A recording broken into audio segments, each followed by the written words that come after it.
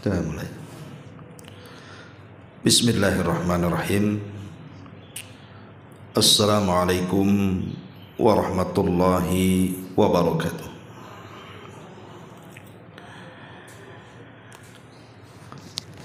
Alhamdulillahilladzi farada ala ibadihi siyam wa ja'alaha mutahhiratan lidzunubi wal atham.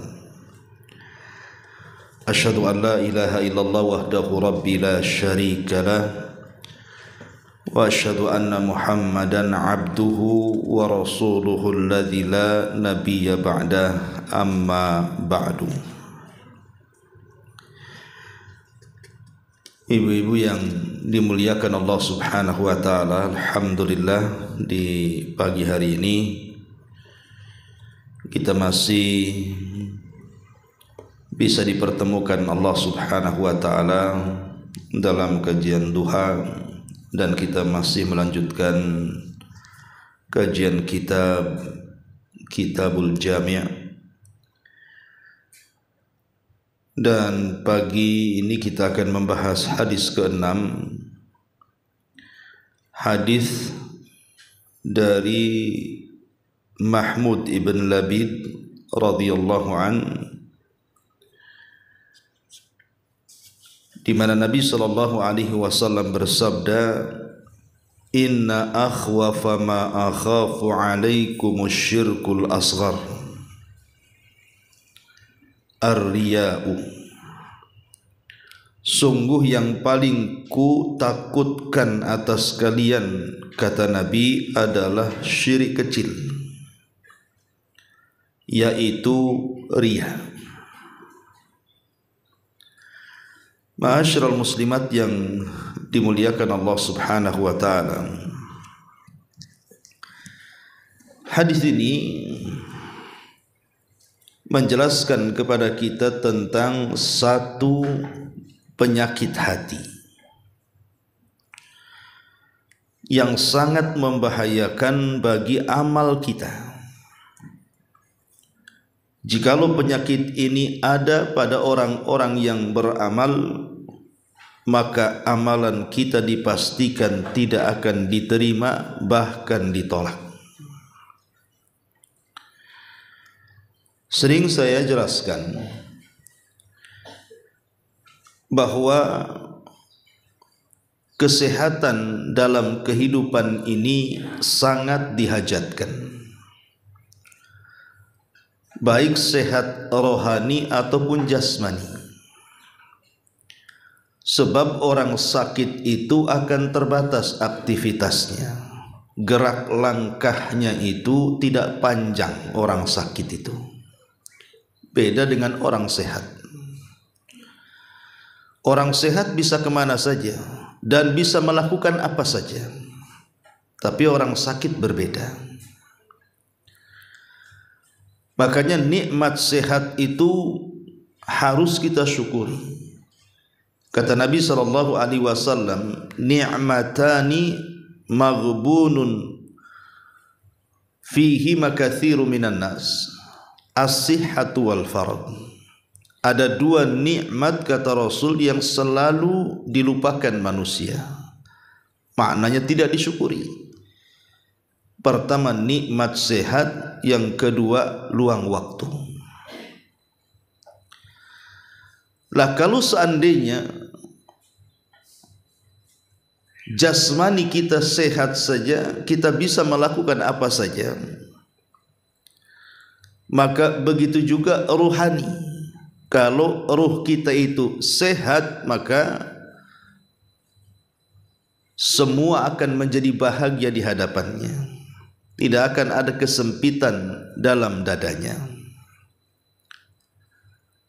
Beda dengan kalau ruhnya sakit.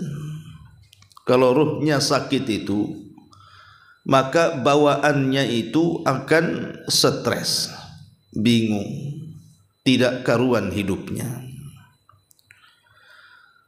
Makanya penting seseorang itu mengobati hati, bukan hanya sekedar mengobati jasmani saja, hati harus lebih diprioritaskan dibandingkan jasmani kita.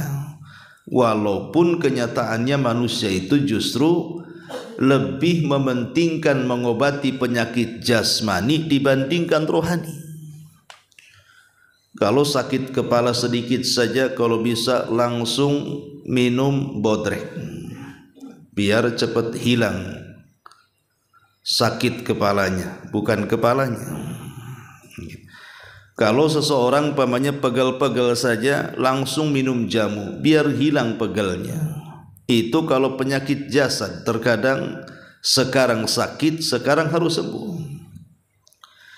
Tapi kalau penyakit ruh, terkadang sudah berpuluh-puluh tahun dalam hati kita, tidak mau dibuang dia, tidak mau dibersihkan dia.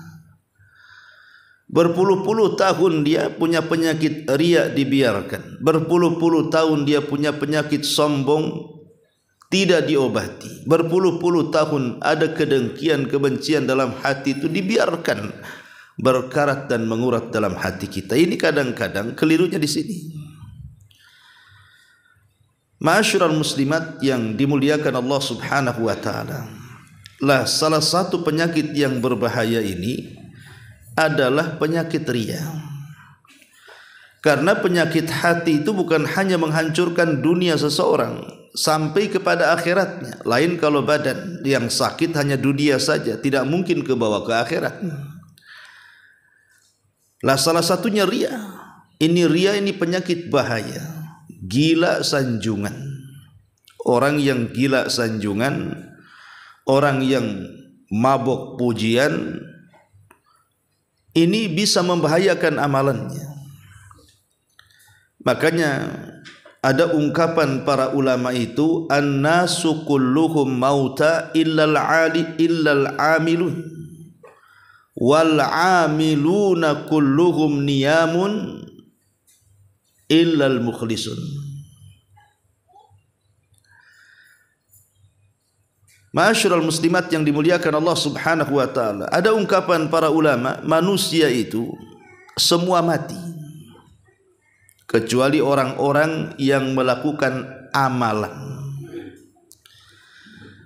Tetapi orang-orang yang melakukan amalan itu tertidur kecuali orang-orang yang ikhlas dalam mengamalkannya. Makanya ikhlas dalam sebuah amalan itu penting, karena hanya dengan keikhlasan inilah kita bisa mencegat penyakit riya. Dalam satu hadis Nabi SAW pernah mengatakan bahwa penyakit riya itu lebih Rasul takutkan dibandingkan fitnah Dajjal. Kenapa? Bukankah fitnah Dajjal itu sangat bahaya? Bahkan tidak ada fitnah yang lebih besar sejak diciptakan Adam sampai kiamat dibandingkan melebihi Dajjal. Karena kata Nabi SAW, Dajjal itu jelas orangnya, tetapi riya itu tidak jelas orangnya.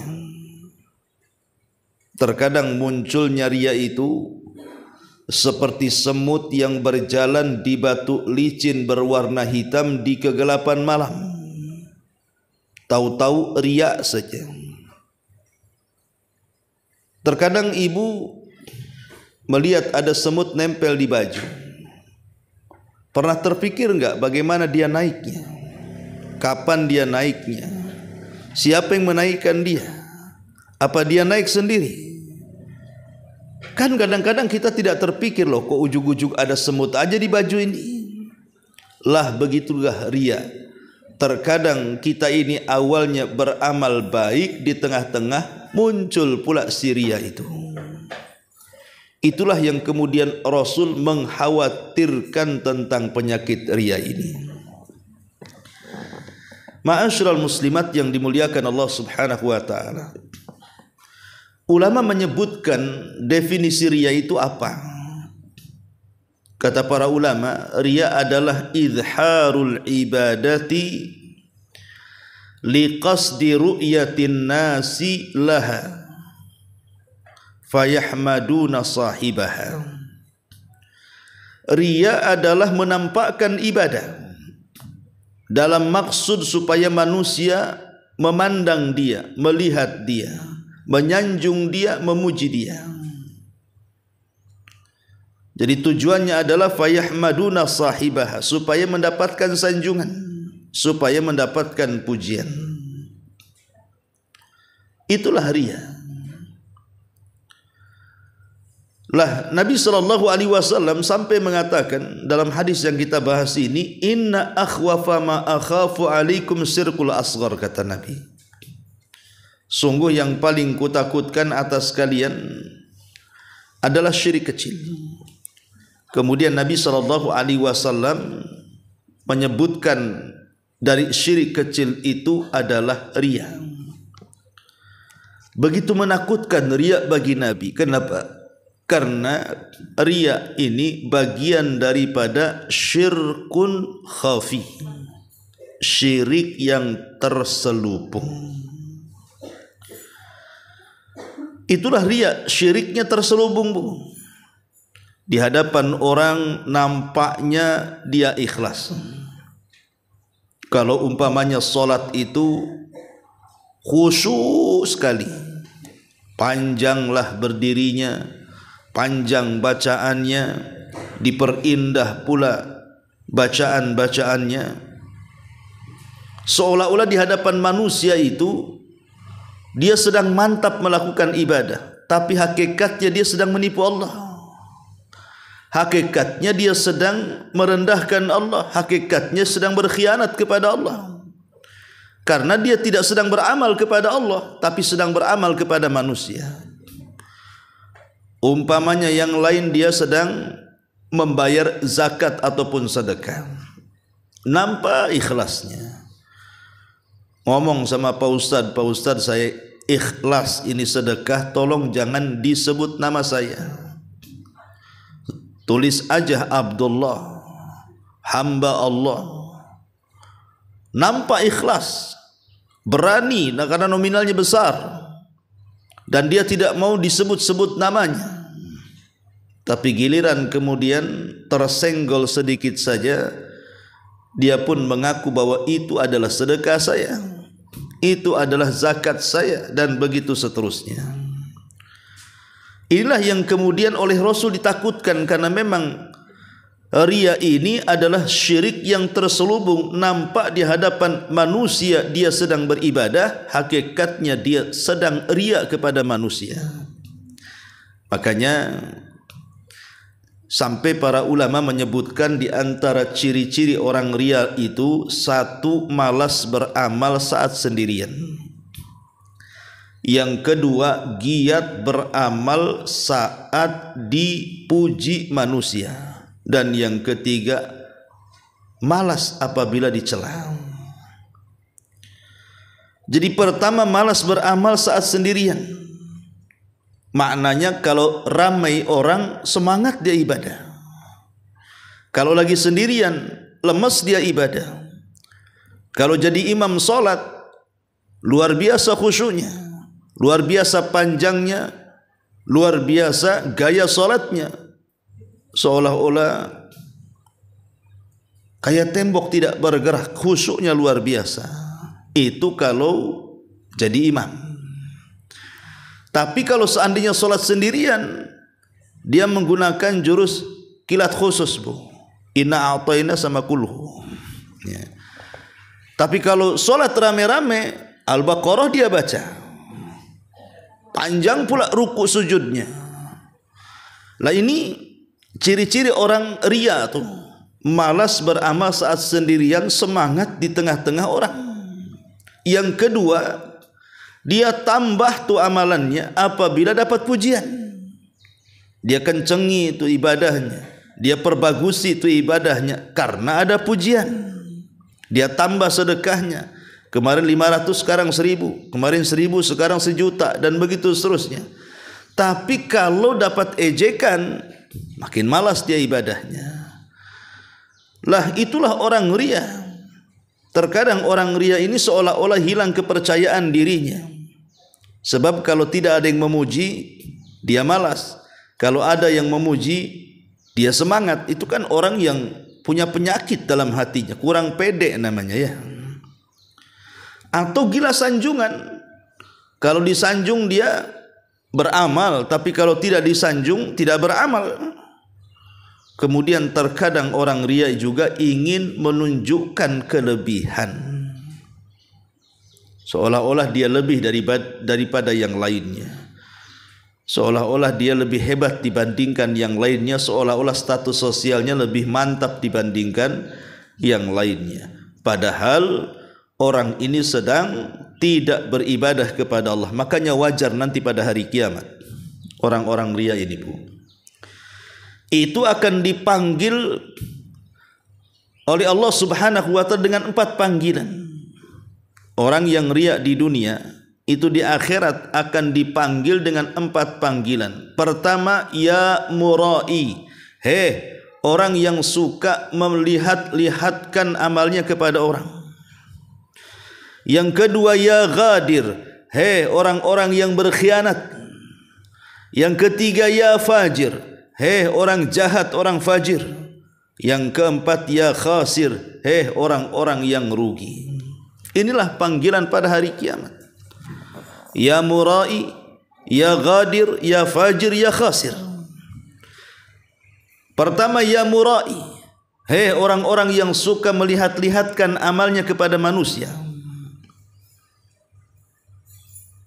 Dan ini satu bentuk bagaimana Allah Subhanahu wa ta'ala menyingkap keburukan ibadah orang yang riya.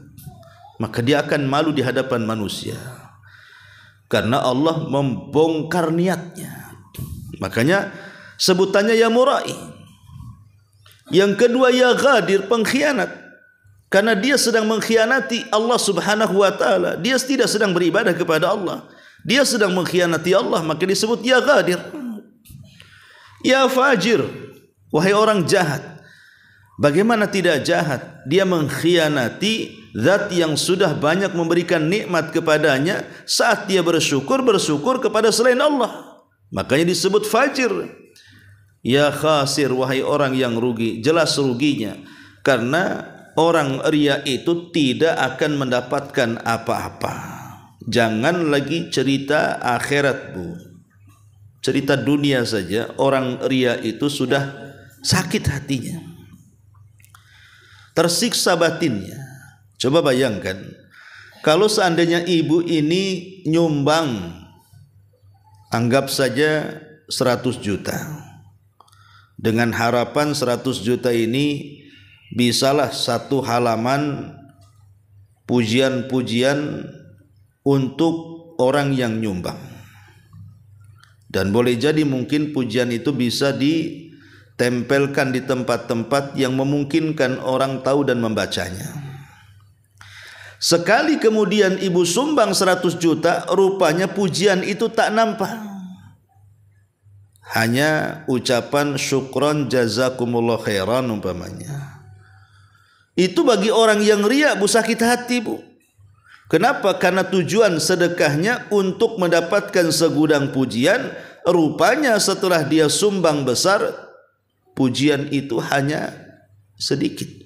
Sakit hatinya. Boleh jadi dia dendam dan mengatakan, kalau tahu pujiannya cuman 1 baris, ngapain pula saya sedekah sebanyak ini?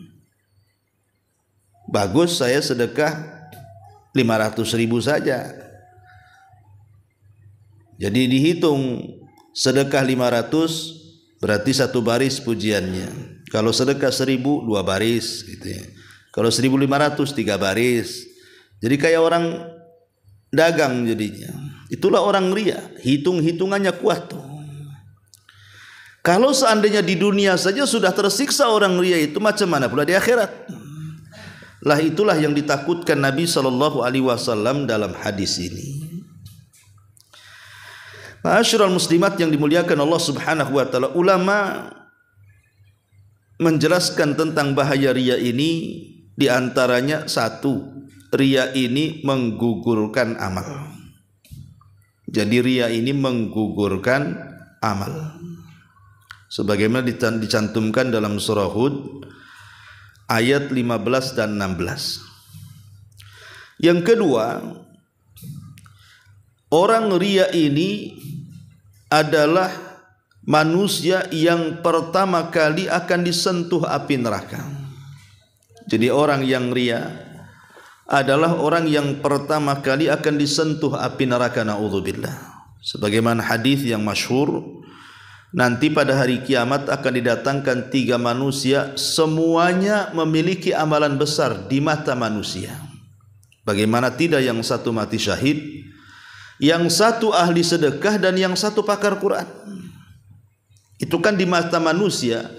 3 ibadah ini kan besar, Bu, karena tidak semua orang sanggup melakukannya. Siapa yang sanggup mati syahid kalau tidak punya keberanian?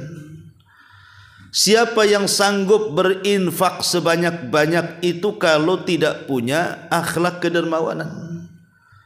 Siapa pula yang pakar Quran kalau dia tidak betul-betul lelah letih belajar? Makanya kemudian 3 amalan ini besar.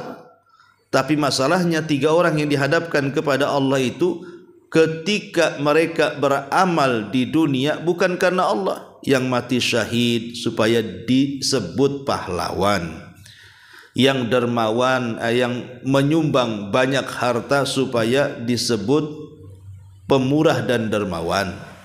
Kemudian yang pakar Quran supaya dapat sanjungan yang disebut qari, seorang pakar dan pembaca Quran.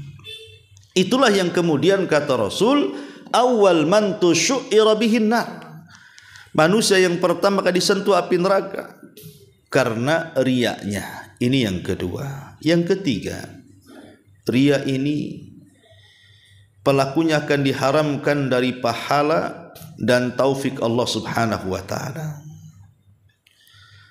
Pahalanya akan dihilangkan. Dia hanya lelah letih beramal tapi tidak punya pahala. Capek dia salat tapi tidak dapat apa-apa. Sudah dikeluarkan sedekahnya banyak-banyak tetapi tidak mendapatkan pahala sedekahnya. Bahkan haji sampai pulang sakit sebulan enggak dapat apa-apa. Karena hajinya itu untuk manusia.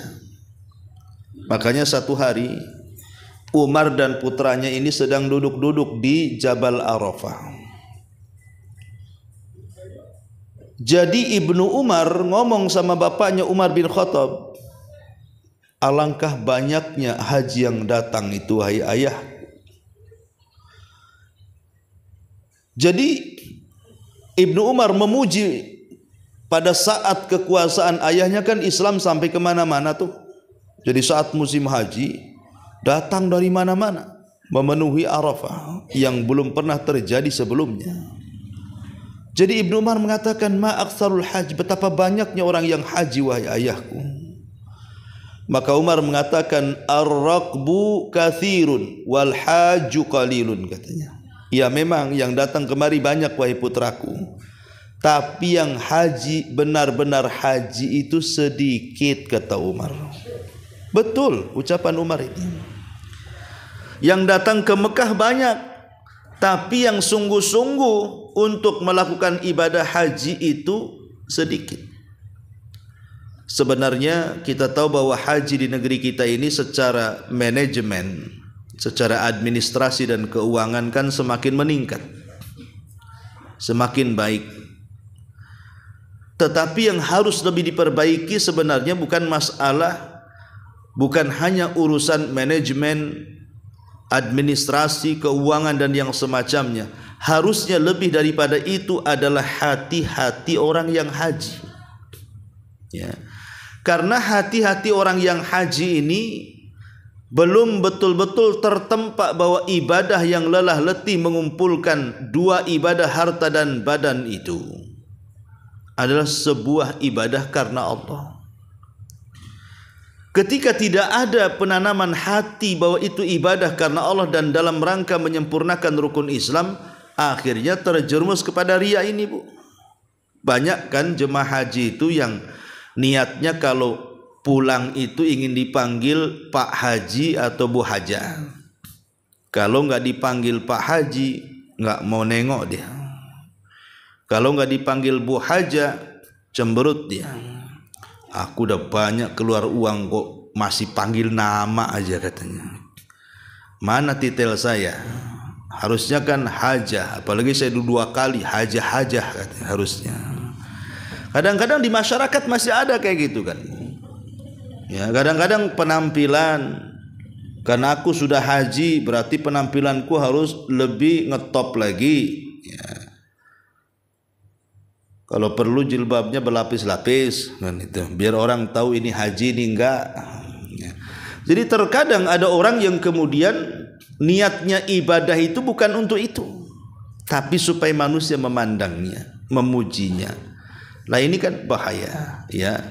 Padahal yang ketiga, orang ria ini hilang pahalanya. Yang keempat, bahaya orang ria itu, dia akan mendapatkan ancaman yang keras. Ancaman yang keras dari Allah Subhanahu wa taala. Makanya dalam sebuah hadis Nabi mengatakan, man talabal ilma liyumari bihi sufaha aw yujariya bihi ulama aw yasrib bihi wujuhun nas ilaihi adkhalahu Allahu nara. Siapa yang mencari ilmu dalam rangka mendebat para fuqaha ataupun berusaha berhadapan dengan para ulama, atau supaya wajah-wajah manusia tertuju kepadanya, maka kata Rasul, Allah akan masukkan ia ke dalam neraka. Lihat ancaman keras bagi orang-orang yang ria.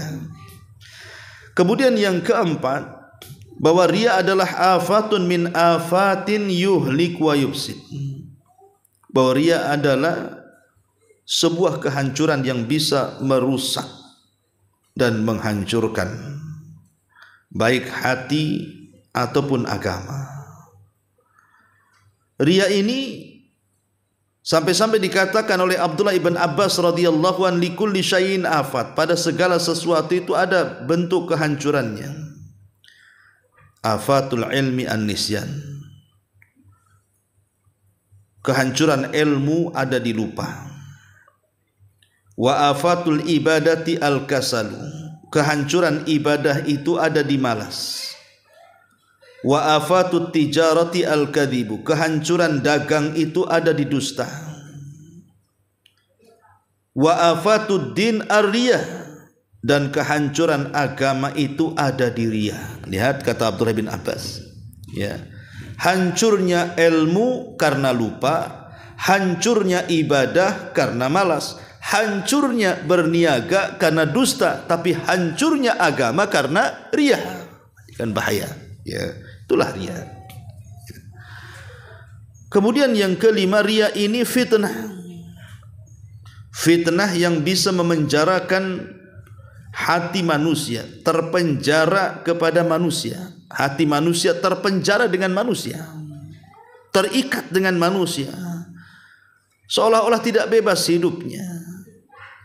Makanya Rasul mengatakan salatu muhlikat, ada 3 perkara yang menghancurkan. Salah satunya i'jabul mar'i bi nafsi, orang yang bangga terhadap dirinya, ria.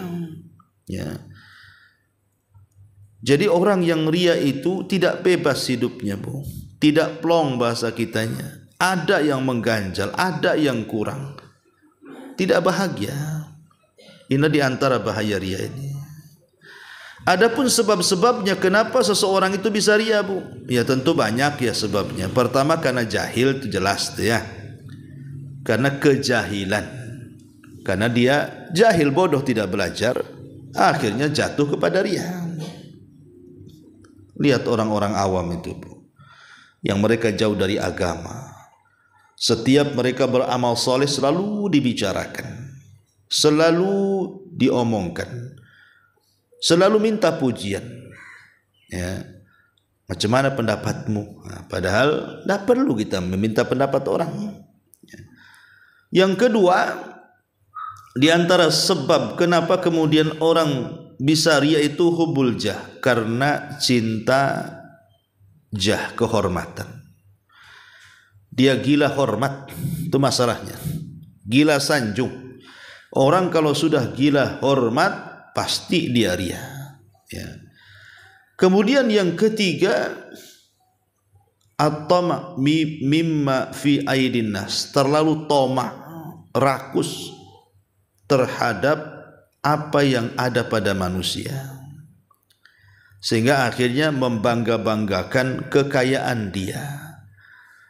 Tak rela tetangganya rumahnya tingkat, dia pun harus meningkat juga. Kalau bisa lebih tinggi walaupun 1 senti. Ya. Nampak tetangganya beli mobil, ya, nggak rela beli mobil juga. Kalau bisa catnya agak ngejreng, biar nampak gitu kan. Sebelah warna hitam, saya harus warna pink umpamanya. Kadang-kadang ini yang membuat orang ria itu karena melihat kekayaan yang ada pada orang, tidak qanaah, tidak redha dengan pemberian Allah, muncul ria dia. Ya. Atau yang keempat, al-firar min alami dzam, lari dari sakitnya celaan manusia. Dia tidak suka dicela, itu masalahnya. Tidak terima kritikan, tidak terima saran. Orang yang susah dikritik, orang yang susah menerima saran itu cenderung ria biasanya. Kemudian yang kelima, ladzatul hamdi wassana, merasakan kelezatan pujian. Merasakan kelezatan pujian, nikmat rasanya kalau dipuji itu. Kayak orang lagi narkoba, kalau dipuji itu ngeplay gitu ya. Hidung kayak ngembang, kalau dicela hidungnya kecil kayak jarum. Jadi tidak suka dia. Jadi kalau dia dipuji itu kayaknya lezat, hidup ini kayak Allah sorga kali. Ya. Nah, ini ciri-ciri orang ria nih. Kalau dia lezat dipuji, lezat disanjung, ini bahaya. Ya. Jadi inilah 5 perkara yang kebanyakan orang itu jatuh kepada ria. Lalu bagaimana cara mengobati penyakit ria ini? Pertama, ya, kata ulama, kalau ria kita ingin sembuh, maka latihan ikhlas. Latihan ikhlas. Karena yang bisa mengobati penyakit itu hanya agama dan latihan. Kalau penyakit zahir jasmani mungkin bisa kita ke klinik. Klinik tak bisa, bisalah ke rumah sakit umum. Rumah sakit umum angkat tangan, bisalah ke spesialis. Itu kalau penyakit jasmani kan, Bu. Kalau penyakit rohani, balik ke agama, buat riyadhah. Biasakan. Biasakan menyembunyikan amal. Ya, biasakan tidak minta atau tidak menunggu terima kasih. Makanya Aisyah radhiyallahu anha itu kalau dia sedekah, Bu, sebelum orang yang disedekahi mengucapkan syukran wa jazakumullah khairan, itu pintunya langsung ditutup, Bu. Itu Aisyah tuh. Dia tidak suka kalau seandainya pemberiannya ada ucapan terima kasih. Karena takut terpancing. Takut terpancing ria. Kalau ibu kan enggak ditunggu kan, Bu ya. Kapan orang diterima kasihnya katanya. Kok enggak bunyi katanya kan. Oh, sekali aja kalau gitu. Datang lagi awas kau katanya. Nah, ini kalau kita, Ibu ya, main ngancam sedekahnya tuh. Ya. Jadi obat ria yang pertama, balik ke agama. Balik kepada agama, balik kepada Quran, balik kepada sunnah. Kemudian riyadhah. Dibiasakan. Karena kalau tidak dibiasakan susah ria itu. Ya. Yang kedua, mujahadatu daima li nafsi. Lawan tuh sifat gila pujian itu. Dilawan, ya memang harus ada mujahadah, harus ada kesungguhan. Karena Allah yang mengatakan walladzina jahadu fina lanahdiyannahum subulana. Orang-orang yang bersungguh-sungguh mencari jalan kami, pasti kami akan berikan hidayah kepadanya. Yang ketiga, al-hirsu ala kitmanil amal wa ikhfa'i. Usahakan setiap amal yang harus disembunyikan, sembunyikan. memang amal itu ada dua macam, ada yang ditampakkan, ada yang disembunyikan. Kalau ditampakkan ya harus ditampakkan. Seperti umpamanya ibadah kurban, itu kan memang syiar ditampakkan. Ya, bawa kambingnya ke lapangan disembelih, disaksikan orang. Ya. Beda dengan amalan-amalan sedekah umpamanya yang harus disembunyikan. Ya sembunyikan. Jangan dibalik, Bu. Yang harus disembunyikan ditampakkan, yang harus ditampakkan berarti disembunyikan. Ibu sembunyi nyembelih kurban di dapur. Enggak ada orang tahu. Kan susah sendiri jadinya. Ya. Jadi ada amalan itu yang ditampakkan, tampakkan kan itu syiar. Tetapi ada amalan-amalan itu yang memang harus disembunyikan karena kalau ditampakkan dikhawatirkan riya. Ya, seperti sedekah gitu ya. Ya, kemudian yang keempat, at-tafakkur fi syana'atir riya wa qubhi. Berfikir sebelum kita beramal dengan riya itu betapa jeleknya akibat riya di dunia dan akhirat. Baca hadis-hadis tentang ancaman riya. Yang kelima, an-nadharu fi awaqibihi. Hendaklah lihat akibat orang-orang yang riya itu. Kemudian yang keenam, al-ibtiad an mawatinihi wa mawaqihi. Hindari tempat-tempat yang mengundang riya. Keramaian, papan nama, grup-grup WA, gitu ya. Kalau beramal itu ndak usahlah kemudian dicantumkan risit transfernya di grup WA. Nanti ada orang tanya maksudnya apa itu? Itu sumbangan saya ke masjid tahu. Nah, jadi kan repot, Bu ya. Menghindari perkara-perkara yang seperti itu. Karena itu akhirnya mengakibatkan orang riya jadinya.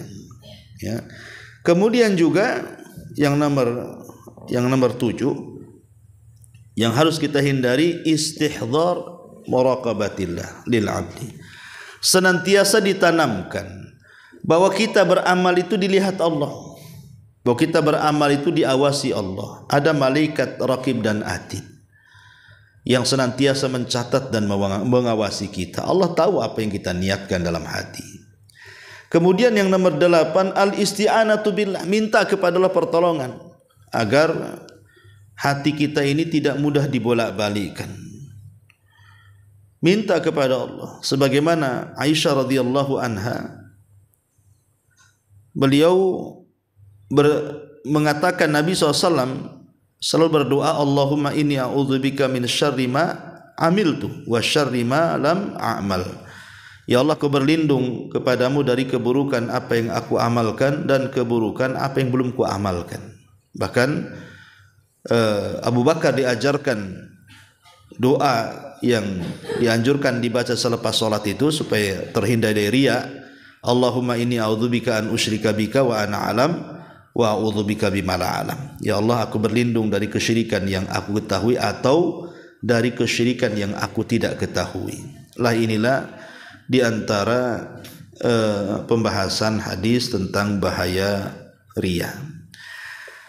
Wallahu alam bisawab. Tentang lebih lanjut kita buka tanya jawab saja, silahkan kalau mau bertanya.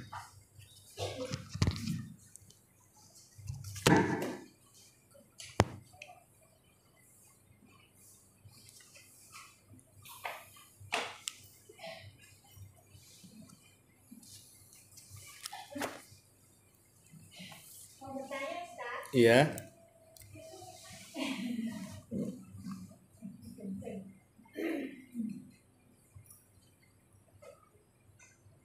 Bismillahirrahmanirrahim. Assalamualaikum warahmatullahi wabarakatuh. Waalaikumsalam.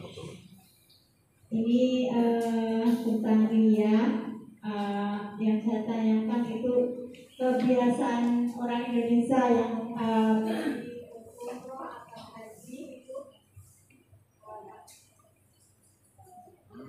dia sering upload foto di mana dia belajar, itu termasuk dia. Makanya dia supaya motivasi kepada orang saudara itu gimana itu? Soalnya dia di mana Oh iya. Jadi kebiasaan di negeri kita mau haji upload foto kadang-kadangnya, kadang yang ngantar satu kecamatan, ya. Yang umroh juga kurang lebih, ya. Kalau bisa lagi sama unta tuh selfie-nya tuh. Jadi ini kebiasaan tak bagus. Tadi kan sudah saya jelaskan Bu ya, bahwa di antara obat ria itu adalah hindari tempat-tempat yang bisa mengandung ria. Ya salah satunya medsos tadi saya contohkan. Hindari grup-grup baik keluarga atau yang lainnya gitu ya. Karena kalau kita tidak menghindari tempat-tempat ria, pasti akan terjerumus kepada ria. Walaupun alasannya cantik sih, alasannya untuk memotivasi, kan bagus tuh Bu alasannya, untuk memotivasi.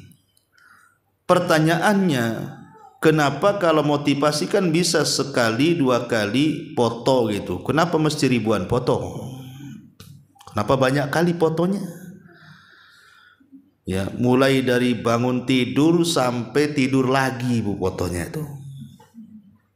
Mulai dari berangkat sampai pulang. Baik foto yang nginjek tanah atau yang tidak nginjek tanah. Di pesawat gitu ya. Itu dipoto semuanya. Apa maksudnya? Ya tidak ada maksud sih, ya. Maksudnya ya supaya manusia melihat kan Bu. Kalau motivasi tidak seperti itu. Motivasi kan bisa menggunakan tulisan umpamanya kan, dengan dalil-dalilnya dan begitu seterusnya. Memang dalam bab sedekah ada yang ulama membolehkan dalam bab sedekah. Seseorang sedekah untuk memotivasi, memancing orang supaya sedekah boleh bagi yang kuat imannya. Tapi yang tidak kuat imannya awalnya baik, mau memotivasi, belakangan jadi ria, itu masalahnya Bu. Ya, niatnya kan pertama bagus tuh, memotivasi. Akhirnya apa? Akhirnya kemudian dipujilah di grup itu. Masya Allah, tabarakallah, untung bisa ke sana, begini, begono. Pokoknya, kalau sudah ada pujian, mulai itu, makin dibanyakin lagi fotonya Bu. Atau umpamanya ada orang yang mencela dia, kau ini ngupload foto ria aja umpamanya kan. Akhirnya apa? Tak mau lagi ngupload foto, gara-gara disebut kau ini hanya ria aja, makanya kau upload foto. Akhirnya tak upload foto juga Bu. Ini juga ria Bu. Makanya ulama mengatakan mengamalkan sebuah amalan karena manusia disebut ria, meninggalkan amalan sesuatu karena manusia disebut ria juga tuh. Dua-duanya ria. Meninggalkan atau mengamalkan amalan karena manusia, dua-duanya ria. Maka sebaiknya kalau memang perkara-perkara ini mengundang ria, jangan dilakukan. Kalau ingin berangkat umroh atau berangkat haji, cukup kumpulkan keluarga hanya untuk berwasiat saja. Maksudnya wasiat itu karena kan kita tidak tahu namanya safar jauh, entah pulang lagi, entah tidak, entah selamat, entah tidak, kan tidak tahu Ibu. Makanya perlu berwasiat. Hanya untuk wasiat, bukan untuk yang lainnya. Kadang-kadang kan orang buat selamatan itu sampai satu kampung diundang tuh. Ya. Kadang-kadang dua kampung, orang tiga kampung, satu kecamatan diundang dia tuh. Kadang-kadang supaya orang tahu masalahnya. Nah ini kan sudah ria, sudah jelas. Apa maksudnya coba? Kadang-kadang yang kasihan habis selamatan tak selamat Bu, tak jadi berangkat. Nah, jadi ya sebaiknya ya hindarilah yang seperti itu. Khusus untuk ibadah-ibadah syiar itu seperti haji dan umroh, cukuplah si pelaku dengan Allah dan keluarganya yang tahu saja. Itu saja ya. Wallahu a'lam. Ya.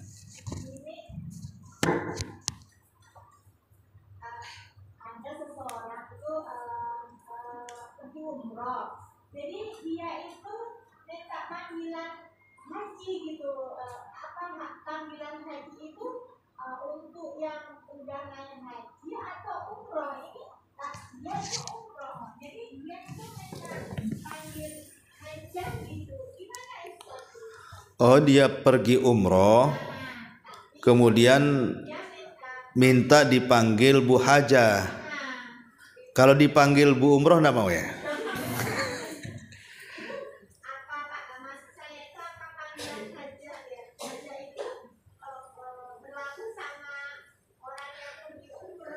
Beda Bu, ya beda. Haji dengan umroh ya jelas beda. Cuman kalau haji di bulan Ramadan, umroh di bulan Ramadan pahalanya sama dengan haji, tapi bukan menggugurkan ibadah haji. Orang walaupun umroh 100 kali Bu, itu tidak menggugurkan kewajiban haji kalau dia belum haji. Beda ya. Dan walaupun dia haji pun, kalau tujuannya supaya mendapatkan titel hak atau hajah, maka ibadahnya percuma Bu. Ibadahnya percuma. Tapi kalau seandainya ibu berangkat ke Mekah untuk haji itu memang tidak ada kepikiran ingin dipanggil Bu Hajah, tiba-tiba orang tahu akhirnya memanggil ibu dengan hajah, itu tidak berdosa, bahkan tidak ria. Bahkan itu disebut busyrul ajil kata Rasul, kabar gembira yang disegerakan di dunia, tidak minta tapi dikasih. Itu namanya busyrul ajil, tidak masalah. Dia kan nggak minta dipanggil Bu Hajah, kenapa pula dipanggil Bu Hajah? Tapi kalau ibu belum haji dipanggil Bu Hajah, ya bilang aja, memang suami saya haji, tapi saya belum haji. Jangan panggil Bu Hajah gitu. Ngaku ini enggak, belum haji dipanggil Bu Haji gitu kan. Seneng dia. Ya kalau untuk motivasi supaya dia bisa haji ya mungkin amin, mudah-mudahan saya haji, umpamanya gitu kan enak tuh Bu ya. Ya. Kalau memang dalam bentuk doa sih tidak ada masalah. Ya, terkadang ya tadi dia itu umroh, dia tidak mau dipanggil Bu Umroh, maunya Bu Haji gitu. Nah ini masalah Bu, ini penyakit hati sebenarnya orang kayak gini nih. Kayaknya rugi dia sudah mengeluarkan uang banyak kalau pulang itu hendak dielu-elukan. Nah ini niatnya bukan karena Allah, bukan, jelas karena manusia. Makanya kalau kita lihat Bu, kualitas haji zaman dulu dengan zaman sekarang itu kan beda Bu ya. Kalau zaman dulu itu kan susah payah orang haji itu.